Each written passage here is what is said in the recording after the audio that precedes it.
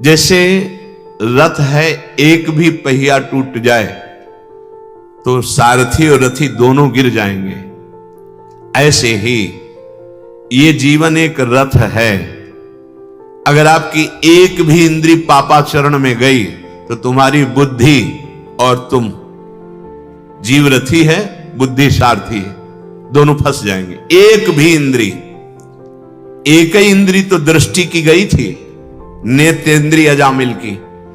वो जंगल में हवन करने के लिए समिधा लेने गया था, वहां देखा कि मदिरा पान किए हुए एक पुरुष किसी वैश्या से ऐसा व्यवहार कर रहा है, बस देखता ही रह गया। एक इंद्री को शासन में नहीं ले पाया, देखते ही देखते वो कामांध हो गया। कहां धर्म से चलने की बात उसके हृदय में थी। पिता की आज्ञा से ये समिधा लेने आया था, बहुत ही संयम पूर्वक जीवन बिताने वाला, नवीन अवस्था। एक इंद्री ने उसको इतना भ्रष्ट कर दिया, सब धर्म कर्म चौपट करके परिवार से बिलग होकर वैश्या के पास ही सब संपत्ति देकर आजीवन अपने को नष्ट कर लिया। ये तो भगवान के नाम ने आखिरी में बचा लिया। एक इंद्री महाराज सौभरी जी की मछली की मैथुन कीड़ा को देखकर उनको 50 ब्याह करने, एक इंद्री आपको भ्रष्ट कर सकती है। यहां कह रहे हैं जैसे रथ का पहिया का एक हिस्सा टूट जाए तो सारथी और रथी दोनों को धक्का लगेगा, गिरेंगे। एक इंद्री आपके शासन से हट जाए तो बुद्धि सारथी है और जीव रथी है, दोनों को फंसा देगी। संसार में हम मुक्त होने के लिए आए, फंसने के लिए नहीं। ये बहुत कम समझ है, ये बुद्धि समझ नहीं रही।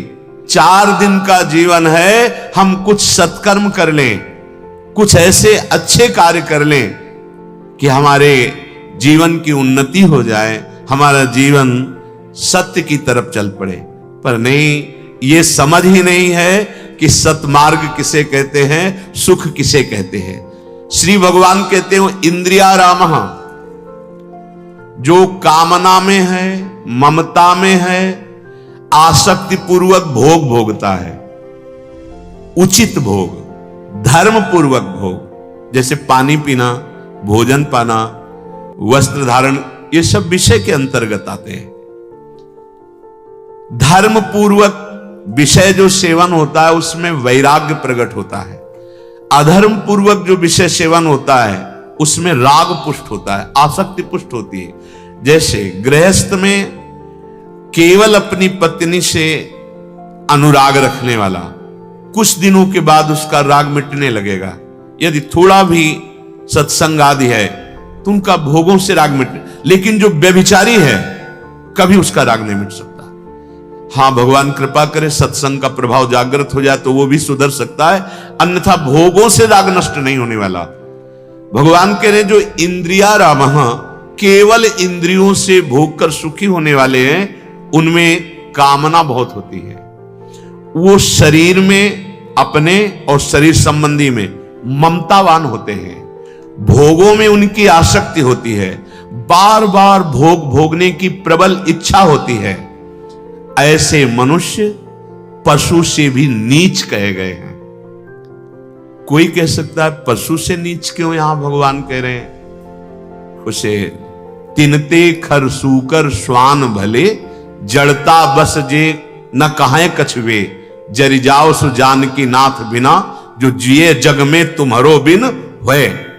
श्री भगवान का हुए बिना, भगवान का भजन किए बिना जो केवल भोग भोग कर जीवित है, बोले उनसे पशु अच्छे हैं। क्यों पशु क्यों अच्छे हैं?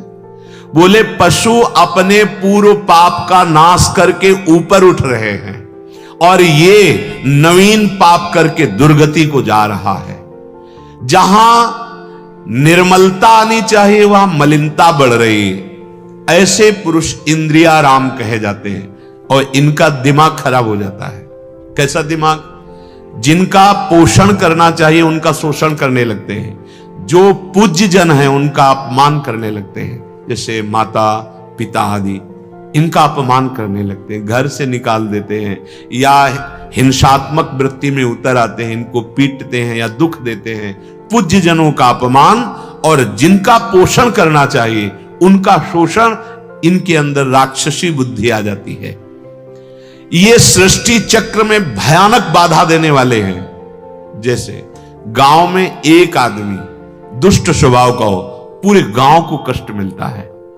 वो ऐसे आचरण करता है कि सुन करके, देख करके या व्यवहार में आकर सब पीड़ित होते हैं। भगवान कह रहे हैं वो सृष्टि चक्र में बाधा पहुंचाते हैं, और जहां वो सृष्टि चक्र में बाधा पहुंचाए तो जो शासन विभाग देवता हैं फिर उसको नष्ट करते हैं। ऐसा ना देखो कि जो पापाचरण कर रहा है बड़ा सुखी है, नहीं, वो सुखी नहीं, उसके पुण्य नष्ट किए जा रहे हैं। जितनी जल्दी पुण्य नष्ट होंगे उतनी जल्दी वो भयानक दंड का अधिकारी बन जाएगा। अभी पुण्य उसको दंड देने में रोक रहे हैं, इसलिए पुण्य दे दिए जाते हैं जल्दी। अब वो समझता है पाप करके मैं बड़ा सुखी हो रहा हूं, कोई अपराध नहीं, कोई हमें दंड नहीं मिल रहा। नहीं, भूल मत करना, वो तुम्हारे पुण्य नष्ट किए जा रहे हैं, इसलिए तुम्हें दंड नहीं मिल रहा। अभी आगे चलकर जो दंड मिलेगा बहुत बुरा। यहां केवल ब्याज मिलता है, मूल तो नरक में मिलता है। अघायु हो, जो सृष्टि चक्र में बाधा पहुंचाते हैं, अर्थात सृष्टि चक्र का मतलब जिसका जो कर्तव्य है वो अपने कर्तव्य को नहीं कर रहा है, तो उसकी आयु व्यर्थ हो जाती है। ऐसे पापाचारी लोग अकाल मृत्यु को प्राप्त होते हैं। ऐसे पापाचारी लोग बहुत आगे चल करके दुख पाते हैं। उनका जीवन केवल पापमय होता है। इंद्रियों के द्वारा भोग बुद्धि होने के कारण वो केवल पाप एकत्रित कर लेते हैं। स्वार्थी, अभिमानी, भोगी, संग्रही, ये पाप करके केवल नरक की यात्रा करते हैं। ये भगवान के वचन है। अघायु, परद्रोही, परदार रत, परधन, पर अपवाद, ते नर पावर पाप में देह धरे मनुजात। गोस्वामी जी ने भी कहा है ये राक्षसी स्वभाव है। क्या? जो दूसरों से द्रोह करता है, पहला। दूसरा, जो दूसरों की स्त्रियों से काम भाव करता है, दूषित भाव करता है। तीसरा, जो दूसरे के धन का अपहरण करता है। चौथा, जो दूसरे की निंदा करता है। बोले ऐसे ये पावर जन पाप में इनका जीवन होता है। देखो भगवान की कृपा से सत्संग मिला है। जबान को शासन में लीजिए, किसी की निंदा मत कीजिए। उसी समय राधा राधा जपिए जब वाणी का बेग आया है कि हम किसी के विषय में निंदा करें। नहीं नहीं, क्यों? पर निंदा के कीते आवत नहीं, कछु हाथ मूरख पर्वत पाप को ले चल अपने साथ। यदि आप गृहस्थ हैं तो आप केवल चमड़ी के परिवर्तन को सुख मत मान ले। जो तुम्हें धर्म पूर्वक पाणी ग्रहण किया गया है उसी में सीमित रहे। अगर आप परिस्त्री की तरफ गलत भावना करते हैं, यही नरक का द्वार है।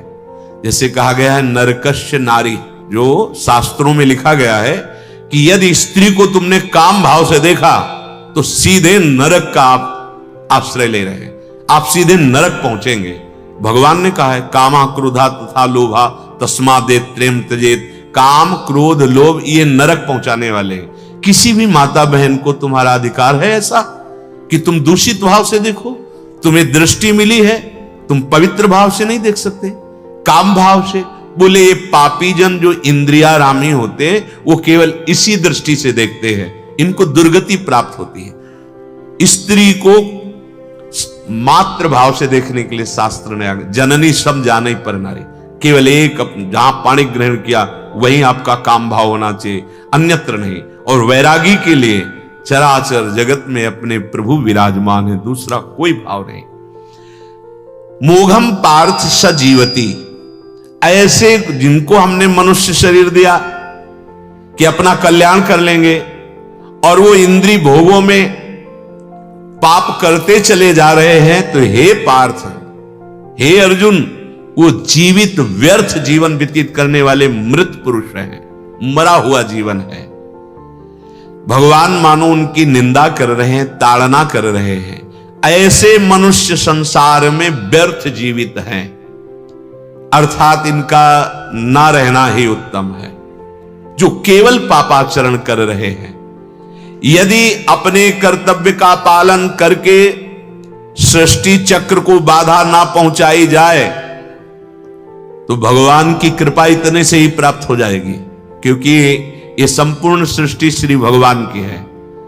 आप कुछ नहीं कर रहे, पर आप परिस्त्री गमन नहीं करते, आप मांस नहीं खाते, आप मदिरा नहीं पीते, आप जुआ नहीं खेलते, आप किसी को भी कष्ट नहीं देते, निंदा नहीं करते, तो आप भगवान के कृपा पात्र बन जाएंगे। आपको साधु कृपा प्राप्त हो जाएगी। जितने ऋषि मुनि अपने आप आपका भजन में, क्योंकि धर्म से चल रहे, तो भजन में रुचि हो जाएगी। ये समय बर्बाद मत करो, बहुत बड़ी शक्ति आपके अंदर है, आप उसे जागृत करो। आप इतना हे मार्ग में उतरते चले जा रहे संसार के जीव, जहां से लौटना मुश्किल है। एक एक कर्म को मिटाना बड़ा कठिन है। आप सजाते चले जा रहे हो उसी को, अशुभ कर्म करते चले जा रहे हो। ये वेश, ये देश तब तक आपको नहीं बचा पाएगा जब तक आपका आंतरिक चिंतन नहीं होगा। आपको सच्ची कह रहे हैं, आपका आंतरिक चिंतन बनना चाहिए। तभी कभी कभी मन एकदम ऐसा हो जाता है कि निकलने का मन नहीं होता, कि खुद में डूब जाओ, खुद में डूबो। दूसरे का परिवर्तन प्रभु करेंगे, प्रभु करेंगे, खुद में डूब जाओ, ऐसा मन बार बार करने लगता है। अगर आप लोग सहयोग देंगे और हमें दिखाई देगा भगवत कृपा से कि आप सब भजन में खूब डूब रहे हो, तो हमारा उत्साह बनाएंगे प्रभु कि आपसे हम मिलें, आपसे हम बात करें, आपसे सत्संग करें। अगर हमें ऐसा लगेगा तो फिर ये लगता है कि समय को बर्बाद करना इस स्वभाव में नहीं रहा और फिर अच्छा नहीं लगता। आपके मुखारविंद का दर्शन करने पर हमें पता चलना चाहिए कि आप इस समय मंत्र में हैं, नाम में हैं, भगवत चिंतन में, तो हमारे अंदर उत्साह आएगा जैसे से दर्शन होता है।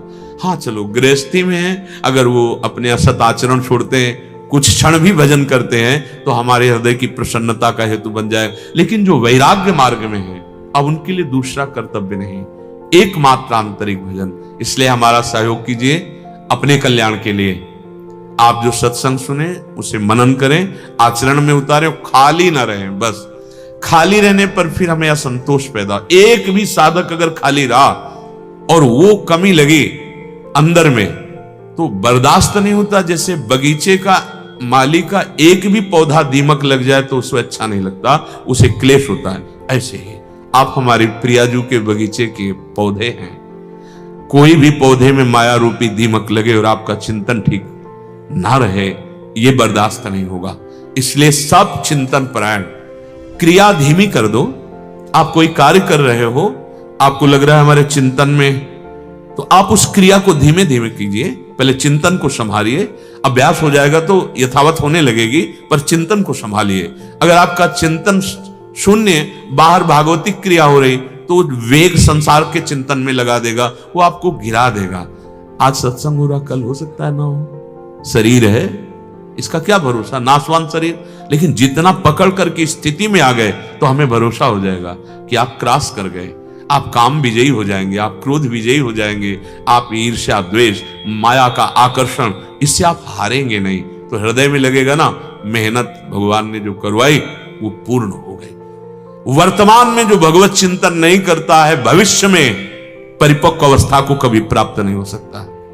वो पक्का समझ ले। कहे हनुमंत विपत्ति प्रभु सोई, जब तो सुमिरन भजन न होई। हम आपसे हंसेंगे, आपसे बात करेंगे, लेकिन हमारा हंसना और बात करना आपका आंतरिक विषय देखना होता है। हम आपको हंसाएंगे, आपसे बात करेंगे, पर आपकी वृत्ति को देखेंगे कि आप हैं कहां। इस समय आप कहां हैं? जब हम आपसे हंस रहे हैं, आपसे बात कर रहे हैं, आपके संग खेल रहे हैं, अब आपकी वृत्ति कहां है? अगर दिखाई दी कि इस समय भी राधा राधा अंदर, तो हृदय प्रसन्न। और अगर लगा कि आप भूल गए प्रियाजू को, इतने में भूल गए, अभी तो सुखद वृत्ति थी, भूल गए, और अगर भारी घटना आ जाएगी, कोई शरीर की भारी विपत्ति आ जाएगी, तब क्या करोगे? नहीं नहीं, सबे नहीं, उठो और सच्चिदानंद स्वरूप में स्थित हो। हमारी यही प्रार्थना है। अगर आप समझ पा रहे हो तो समझ लीजिए, ये चंद मिनटों का समय मिला है। तुम्हें जो लगता है 50 वर्ष 60 वर्ष, चंद मिनट हैं, अवसर है, कर लो, भगवत प्राप्ति कर लो। आगे समय नहीं है, नहीं है, विश्वास कर लीजिए। वो दिखाई देता है, जैसे अंधा है, जा रहा है, आगे कुआं दिखाई दे रहा है, वो गिरेगा जाके, ऐसे आगे दिखाई दे रहा है। एक कलयुग ऐसे जाल फैला रहा है कि सच्चिदानंद वृत्ति बनना बहुत ही कठिन है, बहुत ही कठिन है। अभी थोड़ा अवसर है, निकल चलो। अभी महापुरुषों की छत्र छाया है, गुरुजनों की, आचार्य की, धाम की कृपा है, भगवत प्राप्ति कर लो। दूसरा कोई मार्ग नहीं रह गया सुख का। आप सोच रहे हो कि हम योग के द्वारा या अन्य साधनों के द्वारा, क्षमता नहीं है, खूब अनुभव की बात कह रहा हूं। एकमात्र क्षमता है भगवद आश्रित होकर नाम को पकड़ लो। नाम जीवन धन, नाम परम सिद्धि, नाम परम लाभ, नाम ही हमारा प्राण, नाम ही हमारा आराध्य देव, नाम ही हमारी परम गति। ऐसा मान लो, विश्वास कर लो। शेष चर्चा आगे। श्री राधा वल्लभ लाल की।